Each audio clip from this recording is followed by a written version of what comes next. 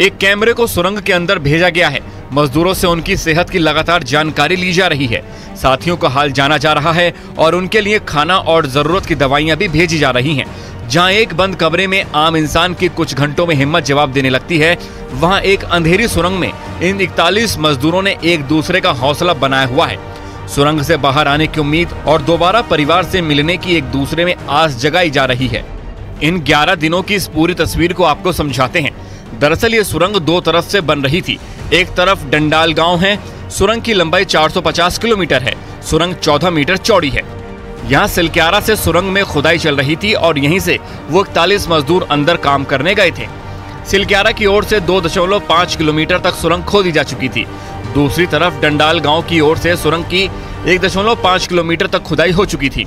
बीच में 441 मीटर के दायरे में सिलक्यारा की ओर से आए मजदूर काम कर रहे थे और यहीं पर वो पत्थर गिरे। ऊपर से सुरंग में जो पत्थर गिरे उससे 57 मीटर की एक दीवार खड़ी हो गई और 41 मजदूर यहीं पर करीब आधे किलोमीटर के हिस्से में फंस गए। अब उन्हें निकालने के लिए सिलक्यारा की ओर से ड्रिल करके टुकड़ों में पाइप डाला जा रहा है, क्योंकि यही वो रास्ता है जो सबसे छोटा है और मजदूरों तक यहाँ से 57 मीटर की ड्रिल करके पहुँचा जा सकता है।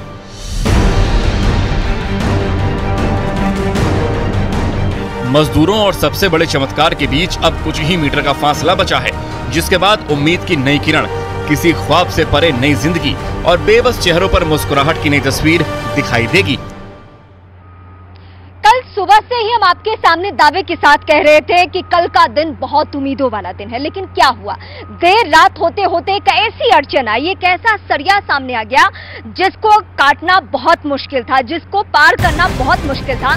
लेकिन हमारी टीमों ने क्या किया? एनडीआरएफ की टीमों ने बारी बारी से गैस कटर के जरिए उस सरिया को काटा और इस पूरे प्रोसेस में तकरीबन 3 घंटे का वक्त लगा।